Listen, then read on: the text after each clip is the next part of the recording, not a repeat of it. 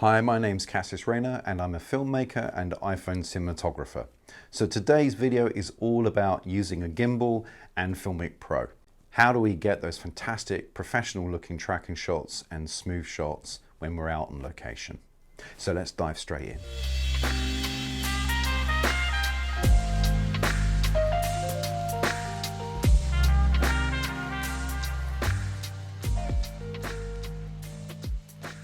So mobile phones really come into their own when using a gimbal. They're fast to set up and they're great to shoot with. Now I personally use a Smooth 4. Now it doesn't matter whether you've got a DJI or another branded gimbal, doesn't matter. The principle is the same. How do you physically get the great shots that you need for your shoot? So a little bit of preparation and planning before your shoot is really important. Even though you're using a mobile phone, it's still important to prepare yourself for that shoot. So I always make sure that I've got certain pieces of equipment with me ready for the shoot. So I built my own handrail and it gives me even more stability and a greater movement in my actual shots. Now to keep the weight as minimal as possible, I use a thin moment case. Then I can attach a Moondog multi-camera adapter, and of course then I can attach an ND filter. Then I'll attach the actual Moondog gimbal weight and do a quick balance, calibration before turning the power on. So a gimbal isn't a magic wand. Sometimes I wish it was a magic wand and it would make my life a lot easier, but it's not. So there are things physically you need to do in how you move and operate the actual gimbal to get those smooth shots. So a lot of people call this the ninja walk. You may have heard that term. I call it the glide. So I'm bending my knees, I'm taking all of the movement and weight through my legs. I'm reducing anything moving above my waist. So it may seem a little daft, but that kind of movement and how you physically work with the gimbal does take a lot of practice until you can kind of work it out for yourself. So now let's check out some shots. Let's see what you can do with the gimbal using a mobile phone. So this is the follow shot on a wide angle lens. Now I'm using FiLMiC Pro here connected to the Smooth 4, so I can use the wheel and adjust my focus peaking just to make sure I get the focus absolutely right. And this is a follow shot on a telephoto lens. So we've gone from the wide angle to the telephoto lens. And now again it's a follow shot, but it's called a reverse. So here we're using the wide angle lens and you can see lovely soft focus in the background. So now this is the follow reverse on telephoto lens. And again, you can see some really lovely depth to the actual shot. Now, when I'm using FiLMiC Pro to get my focus point, I'm actually making sure that my focus point is kind of on the tip of the nose if it's an actor that you're filming and you're moving with them. So the focusing isn't quite on the eyes, it's on the nose. And the reason I do that is that I found with experience that when they start moving forward and you're walking with them, they will actually just step forward a fraction and it just hits that focus point. It hits the sharpness where I've set it. This shot I call the step in reveal. So the actor's to the side and then steps into the shot, really nicely framed and easy to follow.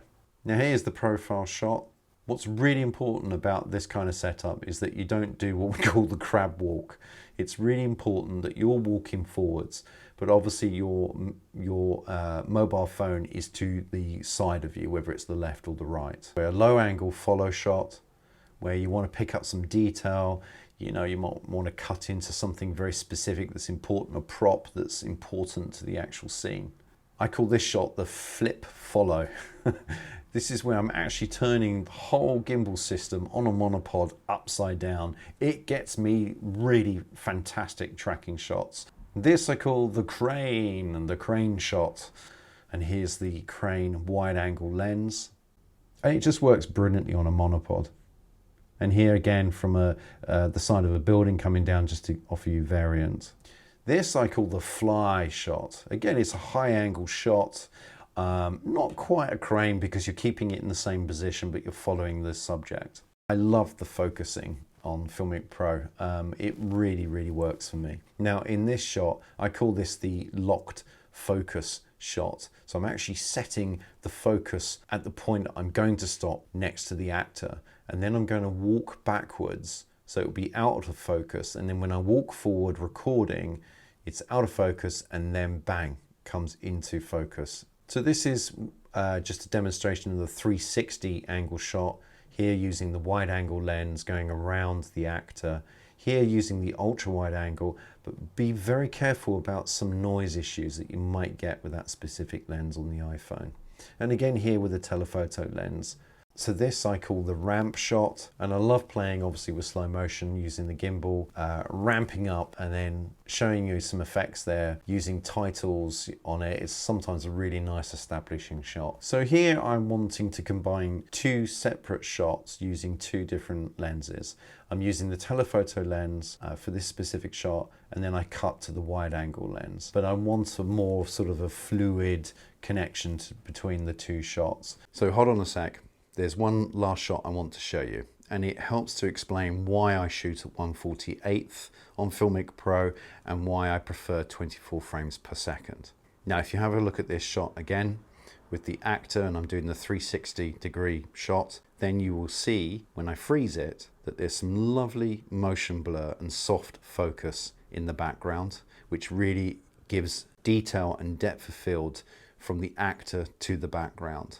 And that's what I'm looking for in my shots. So those are just some of the types of shots that you can do using a gimbal, your mobile phone, and the FiLMiC Pro app. There's a lot more that you can actually do. I've had to compress, obviously, my list for this video. Now, if you haven't checked out FiLMiC Pro, please do so. You can find them on the App Store or on Google Play. Yet again, I really appreciate you viewing the video. I really hope that you got some tips and insights from it, and thanks very much for watching.